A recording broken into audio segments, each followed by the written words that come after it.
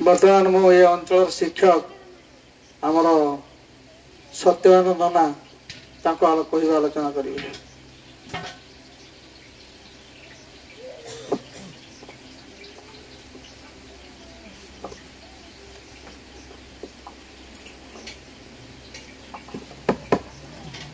गतिर्भर्ता प्रभु पृष्ठ ईश्वर पुरुषोत्तम आ ब्रह्मस्तंभ ब्रूदाता सद्गुरुस्तंभ जीवन सर्वस्व पिता मोर परमाराध्य जगत जननी श्री श्री लक्ष्मी माया पूज्यपाद पड़दा आजिर भरसा आचार्य देव समस्त पाद पंकजर कोटि कोटि बार प्रणाम निवेदन करुछि। आज संध्या सत्संग संचालक दायित्व अच्छी मान भाई तांको मोर जयगुरु सतीर्थ गुरुभ्राता मंडली मातृमंडली कुनाकुनी पिला समस्त हरिवास मोर भल पाइबा एवं जयगुरु जाओ ठाकुरंकर कथा तुली धरिबार जो सौभाग्य लाभ करिछि आपण मानक निकटरे कृतज्ञ एइथिपई कृतज्ञ आपण मानकर भजनर ताळे ताळे एवं कोरस कीर्तन इत्यादि भितरे जो आनंद मु पाइछि सेइथिपई मु आपण मानक निकटरे कृतज्ञ। आज ये जो सत्संग प्रदान करछंती गणेश भाई उद्देश्य होची तांकर कन्या र जन्मदिन उद्देश्य रे तबे जाऊ कन्या को रत्न बोली की कहा जाए कन्या रत्न आउ बहु मान को साधारण भाव रे लक्ष्मी बोली की संबोधन करा जाए कन्या को रत्न कहवा आ बहु को लक्ष्मी कहवा या मूलर जो कारण जो रहस्य ताको सुंदर भाव रे मान भाई कहिवे मोर तांको निकटर निवेदन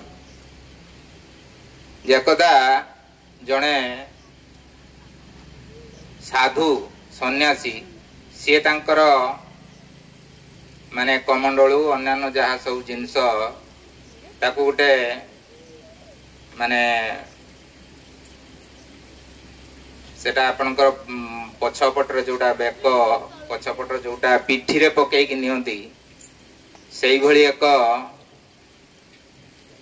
बुकुचा बोली कि जोटा कहते हमर साधारण भाषा रे से बुकुचा रे से समस्त जिनिस को कांधरे उड़े कि जाउचंती आउ तांकरी पाख दे कि गुटे छुटिया छियो बयस विशेष हैनी सी भी ता भाई की कांधर बसई कि जाउची मझिर मझिर जते सन्यासी जाउचंती किछि बाट जाउचंती जाई टिके विश्राम नउचंती को गछ मूले रहू बा बसी आउचंती किंतु ए जो झियोटा छुटिया झियोटा तांको भाई की नै कि कांधर बसई कि जाउची से किंतु कोठी अटकुनी कोठी विश्राम नउ साधु लोक ज्ञानी लोक से भाबिले कहले पिलाटा छोट से ता भाई की कांधर बसई कि नै कि जाउची कोठी भी अटकुनी अथच मु एते अल्प जिनिस नहीं कि कांधरे जाउची मते भारी लागुची मु बाटर विश्राम नउची अथच झीटा तो कहीं विश्राम खोजुन यही कथा जो मन को आसला से जाकि पहुंची पचारे कहले माँ को शुण गोटे कथा पचारि झीटा देखु से साधु सन्यासी कहते कहले भाई प्रति मोर ममता अच्छी मोर भल पाइबा अच्छी मोर प्रेम अच्छी तेणु से प्रेम भावटा थिबा जुगु मते कष्ट लागू नाही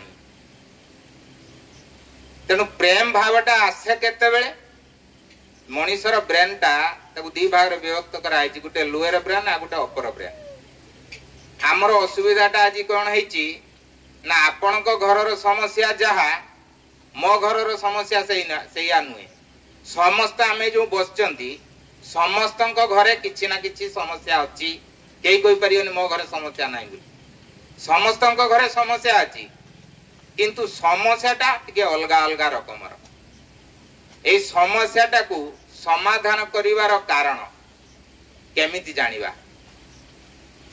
एइथिपई जानिबा दरकार निहाती जे समस्या समाधान न करि पाले जीवनटा केबा आनंदमय हेई परिबो नाही तेणु मनीष जीवन लाभ करिछि एइथिपाई आनंद लाभ करिया पाई एई आनंद पछरे जो रहस्य रही से रहस्य को उन्मोचन करिया पाई पुरुषोत्तमंकर विधान सब रही। पुरुषोत्तम विधान टा कौन ना मु जने मनीष मु बंचिवा को चाहे आ केमिति बंचिमी एई संबंध रे ठाकुर कहउचंती जेउ बादरे हुओ तू बादी जीवनवादी असल तुई जीवनटा को करिबु कायम कायम माने सफल जीवनटा सफल हबो केमिति ना चाल चसी सब जीवन भूमि ए जीवन रूपक भूमिटा कौन है आमर सब अनाबादी पड़ जाए तार बाड़ घेरा किसी होनी एटा कर्षण होनी पोषण अभाव सेटा शुष्क पलटि जाउछि निरसिया हो जाउछि आम माने जतले सत्संग आसिक पहुंचती केते दूर दूरांतर से नना आछंती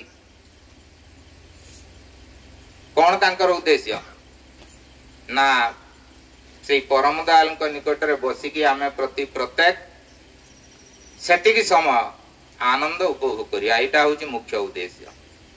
तेणु आनंदर उत्स जी जी मालिक तांकरी निकट रे आमे जतबेले निजको समर्पण करदबा समर्पित भाव सृष्टि हब सेतेबेले आम भितर भल पाइबा सृष्टि हो। तेणु ए भल पाइबाटा आसीबो केमिति ना आसीबो जेतेबेले अपर ब्रेन टा काम करियो। ठाकुर कहउचंती अपर ब्रेन टा तोर जदी काम करची ताले तो भितर प्रेम भाव सृष्टि जदि अपर ब्रेन रे काम करू नाही लोअर ब्रेन रे तमे रहिच ताले तम भितर प्रेम नाही। तेणु आमे जो कहउचंती प्रेममय प्रकृत रे ठाकुर को प्रेममय कहया यथार्थ किंतु मो भितर केते प्रेम भाव जागृत होई जेटा मु किमिति जानि मु तो मिनिमम घरे तो जानिया दरकार यही साधारण कथा जे बाहागर होउची पुओ झियर बाहागर होउची बंधु बांधव हेनतेन निमंत्रण होउची आमे जदि सर्वप्रथमे पचारिया जे जो बाहागर को जाइथिलु तांकर सब खाया पिया कोन हेतला केते रुसुणी फुटेले केते गाड़ी घोड़ा करथिले एही कथा आमे बुझंती केई दिने पचारचंती कि ब्राह्मण आस्थिला कोन मंत्र पाठ कला। तेणु माटीए जेतेबेले सर्वप्रथम लक्ष्य करथिबा आपण जेतेबेले झियोटे आसे कोउठी की बेदी ऊपर सेते कोउठी बसे को पटर बसे सेते से दक्षिण पाखरे बसे बरर दक्षिण पार्श्वरे बसे कारण से हेतले बामांगिनी एई नताय।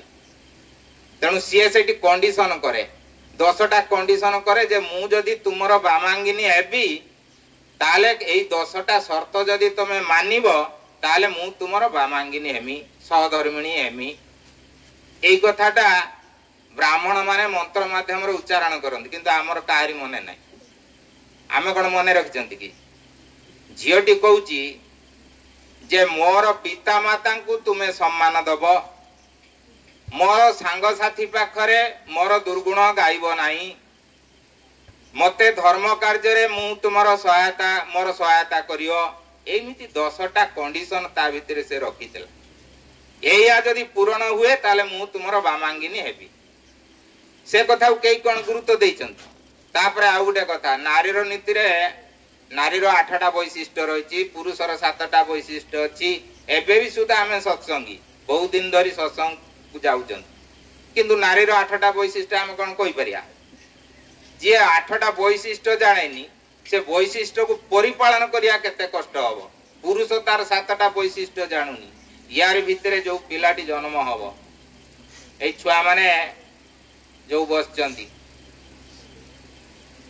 तांकर विद्या आरंभ होइछि जोठी ठाकुर कहउचंदी से प्रकार विद्या रे कोन हुए ना हमर वर्तमान गवर्नमेंट जो सह शिक्षार व्यवस्था रखी से सह शिक्षा व्यवस्थाटा ठाकुर किंतु पसंद करंती नाही झियोटा झियो विद्यालय रे पढियो पुओटा पुओ विद्यालय रे पढिया दरकार। तेणु सबु कथा को जदि आमे तर्जमा करिया जे आमे जानी जुणा कि अंध से ठाकुर कहले अंध हवा दुर्भाग्य सत किंतु जष्टिच्युत हवा आउरी दुर्भाग्य कारण जष्टि ही अनेकांश चक्षुर कार्य करे। तेणु परम पिता को आमे धरिचंती परम पिता विधान रे जहा जहा सब रही ताकू जदि आमे परिपालन न करिवा এইଭଳି ଲକ୍ଷେ ଜନ୍ମ ତପସ୍ୟା କଲେ ବି କିଛି ଲାଭ ହବ ନାହିଁ। ଆଉ ଅଲୌକିକତା ପଛରେ ଘୁରିବା ପାଇଁ ଠାକୁର ଏକଦମ ମନା କରିଛନ୍ତି। ସେ ଯାହା ବିଧାନ ଦେଇଛନ୍ତି ତାକୁ ଆମେ ମାନିବା। ଆଉ ଏ ଜନ୍ମଦିନଟା ସେତେବେଳେ ସାର୍ଥକ ହବ। ଯାଉ ଏଇ ଯୋଉ ଝିଅ ମାନଙ୍କୁ କାହିଁକି କନ୍ୟାକୁ ରତ୍ନ କୁହାଯାଏ, ବୋହୂକୁ କାହିଁକି ଲକ୍ଷ୍ମୀ କୁହାଯାଏ? ବୋହୂଟେ ଅଛି ଛିଡା ହେଇଛି, ଏପଟର ତା ମା, ସେପଟର ହଉଛି ଶାଶୁ, ମଝିର ବୋହୂ। ଯଦି ଉଢଣା କାଢିଦେଲା କିଏ ରାଗିବ? ଶାଶୁ ରାଗିବ, ମା ରାଗିବ? କାରଣ ତା ଝିଅଟା ଉଢଣା କାଢିଦେଲେ ସେ ରାଗିବନି, କିନ୍ତୁ ବୋହୂଟା ନା ଶାଶୁ ରାଗିବ। ଯଦି ଏଇ ପ୍ରକାର ଅବସ୍ଥା ଶାଶୁଟା ଭାବେ ଯେ ମୋର ଯଦି ସିଏ ଝିଅ ହେଇଥାନ୍ତା, ଉଢଣା କାଢିଦେଲା କଣ ହେଲା? ଆଉ ସେ ଏଇଆ ଯଦି ଭାବି ନିଏ, ତାହେଲେ ବୋହୂ ଆଉ ଶାଶୁ ଭିତରେ କିଛି ଅସୁବିଧା ହୁଅନ୍ତା ନାହିଁ। ଆମ ଭିତରେ ଯୋଉ ଅନୈକ୍ୟତା, ଡିଫରେନ୍ସ, ଯୋଉ ପାର୍ଥକ୍ୟଟା ସୃଷ୍ଟି ହେଇଛି, ଏଇଥିପାଇଁ ଆମ ଭିତରେ ଜୀବନ ନାହିଁ, ଟୋଟାଲ ଜୀବନ ନାହିଁ। ତାହେଲେ ଅଛି କଣ? ତମକୁ ଆମେ ତେଣୁ ଚାଲୁଛୁ ବୁଲୁଛୁ ଖାଉଛୁ କେମିତି? ଠାକୁର କହୁଛନ୍ତି ଆମ ଭିତରେ ଜୀବନ ନାହିଁ। ଯଦି ଜୀବନ ଥାନ୍ତା ଆମେ ସମସ୍ତେ ଗୋଟେ ହେଇଥାନ୍ତେ, ସମାନ ହେଇଥାନ୍ତେ। ମୁଁ ଆପଣଙ୍କ କଥା ବୁଝିଥାନ୍ତି, ଆପଣ ମୋ କଥା ବୁଝିଥାନ୍ତେ। ଆମ ଭିତରେ ଗୋଟେ ଜୀବନର ମାତ୍ରା ଅଛି। ସେଇ ମାତ୍ରାଟାକୁ ନେଇକି ଆମେ ଚାଲିଛନ୍ତି। ସେଇଥିପାଇଁ ଆମ ଭିତରେ ଏତେ ବୈଚିତ୍ର୍ୟ। ଆଉ ଏଇ ବୈଚିତ୍ର୍ୟଟା ରହିବା ବି ସ୍ୱାଭାବିକ। ତାହା ନହେଲେ ଆମର ପରିବେଶ ପ୍ରତି ଆମେ ସଚେତନ ହବା ନାହିଁ। ବୈଶିଷ୍ଟ୍ୟଟା, ବିଶିଷ୍ଟତା ଯେତେ ବଢିବ, ସଚେତନତା ସେତେ ଜାଗ୍ରତ ହବ। ସେଇଥିପାଇଁ ପ୍ରତ୍ୟେକ ଦିନ ସତ୍ସଙ୍ଗ ଆସିବାର କଥା ଠାକୁର କହୁଛନ୍ତି। ତା ନହେଲେ ଆମର ଚେତନା ଶକ୍ତିଟା ଲୋପ ହେଇଯିବ। ଯାଉ ସୁନ୍ଦର ଭାବରେ ମାନଇ ଠାକୁରଙ୍କ କଥା ତୁଳି ଧରିବା, ମାନେ ଶୁଣିବା, ସମୟ ନଷ୍ଟ କରିବା ଉଚିତ ନୁହେଁ। ଯାଉ ସର୍ବଶେଷରେ ସେଇ ଏଇ ପରିବାରର ଦାମ୍ପତ୍ୟ ପାରିବାରିକ ଜୀବନ